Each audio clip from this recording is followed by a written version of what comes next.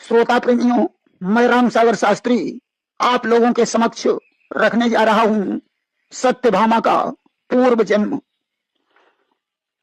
देखिए, सतयुग के अंत में हरिद्वार में एक देव शर्मा नाम का ब्राह्मण रहता था, जिसका जन्म अत्रि कुल में हुआ था। देव शर्मा परम विद्वान था। उसके कोई पुत्र नहीं था, केवल गुणवती नाम की एक कन्या थी। उसने कन्या का विवाह अपने शिष्य चंद्र के साथ कर दिया।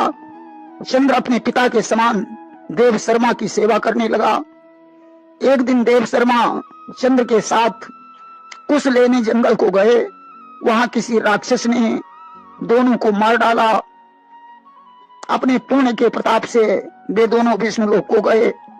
समाचार जानकर गुणवती पिता और पति के वियोग में विलाप करने लगी। उसने घर का सारा सामान बेचकर उन दोनों का मृतक कर्म किया और उसी नगर में रहने लगी।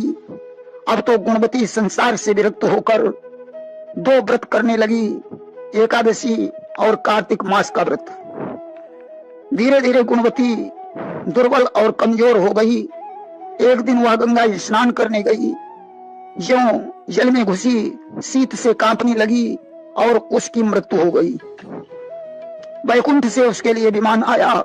उस पर बैठकर वह वैकुंठ को चली गई और कार्तिक व्रत के पुण्य से वह नारायण के समीप रहने लगी। जिस समय ब्रह्मा आदि देवताओं की प्रार्थना पर भगवान विष्णु पृथ्वी पर आए, तब उनके समस्त पार्षद भी आए। अस्तु विष्णु ने कृष्ण के रूप में यदुवंश में अवतार लिया और उनके पार्षद यदुवंशी कहलाए। देव शर्मा ने सत्राजित के रूप में जन्म लिया। चंद्र नाम को ब्राह्मण ही अक्रूर बना तथा गुणवती सत्यभामा बनी और भगवान कृष्ण के साथ उसका विवाह हो गया। कार्तिक व्रत करने के कारण सत्यभामा भगवान कृष्ण को अधिक प्रिय थी। गुणवती ने मंदिर के द्वार पर तुलसी की वाटिका लगा रखी थी, इसीलिए भगवान कृष्ण ने सत्यभामा के आंगन में कल्प वृक्ष लगा दिया। गुणवती ने मृत्यु पर्यंत कार्तिक का अनुष्ठान किया। इसी कारण भगवान से उसका कभी वियोग नहीं हुआ। कार्तिक में तुलसी की जड़ के समीप जो मनुष्य श्री हरि का पूजन करता है, वह इस लोक के संपूर्ण सुखों को भोग कर वैकुंठ लोक को जाता है। प्राचीन काल में समुद्र में शंखासुर की उत्पत्ति हुई। उसने लोकपालों के समस्त अधिकार छीन लिए। देवता उसके भय से मेरु पर्वत की गुफा में छुप गए। शंखासुर ने विचार किया, देवता वेद मंत्रों के बल से प्रबल हैं, मंत्र वेदों में पाए जाते हैं, इसलिए उसने सत्यलोक में जाकर वेदों का हरण कर लिया। वेद उसके चंगुल से भाग निकले और यज्ञ मंत्र एवं बीजों के साथ जल में समा गए।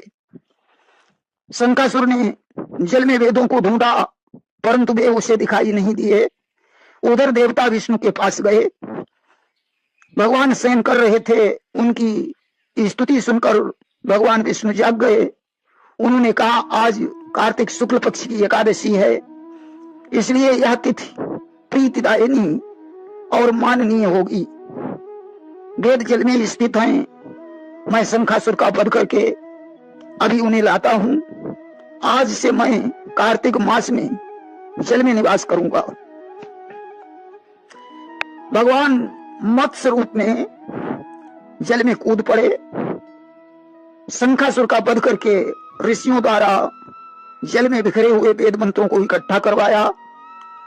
तब तक वे प्रयाग में ठहरे रहे। ऋषियों ने वेदों का उद्धार किया। उस समय जितने मंत्र जिस ऋषि ने इकट्ठे किए, वह ऋषि उतने मंत्रों का ऋषि कहलाया। ऋषियों ने प्रयाग में भगवान को वेद उपलब्ध कराए। वेदों को पाकर ब्रह्मा जी बड़े प्रसन्न हुए। प्रयाग की उसी दिन से महिमा बढ़ गई। यहाँ दिए गए दान का फल अक्षय माना गया है। सूर्यवंशी राजा भगीरथ यहाँ गंगा को लाए। सूर्य सुता यमुना का यहाँ संगम है। प्रयाग तीर्थों का राजा बन गया। मकर के सूर्य ने यहाँ स्नान करने से समस्त पाप नष्ट हो जाते हैं।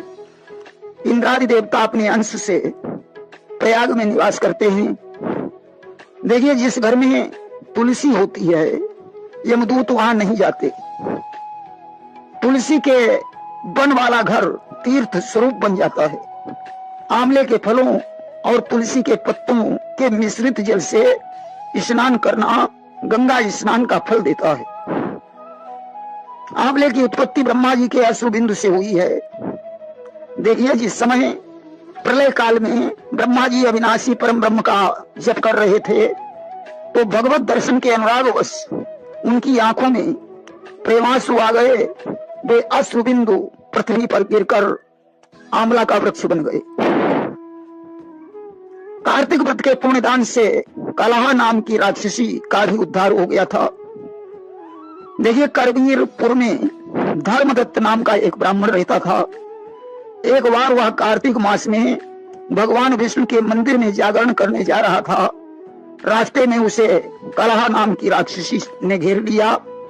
ब्राह्मण ने भयभीत होकर आत्मरक्षा करने के लिए पूजा सामग्री और जल उसके ऊपर फेंक दिया। अब तो भगवान का नाम लेकर उसने तुलसी दल मिश्रित जल जो उसके मारा, राक्षसी का सारा पाप नष्ट हो गया। उसे पूर्व जन्म का ज्ञान हो गया। देखिए, कलहा पहले भिक्षु ब्राह्मण की पत्नी थी जो बड़े क्रूर स्वभाव की थी। रोज लड़ाई झगड़ा करना, पति को गाली गलौज करना, यही कलहा का धर्म था। अंततोगत्वा ब्राह्मण ने कलहा से परेशान होकर दूसरा विवाह करने का निश्चय किया तो कलहा ने जहर खाकर अपने प्राण छोड़ दिए। यमदूत उसे यमलोक में लाए। चित्रगुप्त ने उसके कर्मों का लेखा जोखा देखा और बोले कि स्वामी से द्वेष करने के कारण इसे चमगादड़ी, कलह करने के कारण सुकरी, जूठे बर्तनों में भोजन बनाने के कारण बिल्ली, आत्महत्या करने के कारण इसे प्रेत योनि में जाना पड़ेगा। इसीलिए कलह प्रेत योनि भोग रही थी। धर्मदत्त ने आज 12 मंत्र पढ़कर तुलसी मिश्रित जल से उसका अभिषेक कर दिया।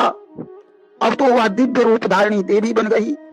आकाश से दिव्य विमान आया और उसमें बैठकर कलह वैकुंठ लोक को चली गई। प्रेम से बोलिए वृंदावन बिहारी लाल की जय।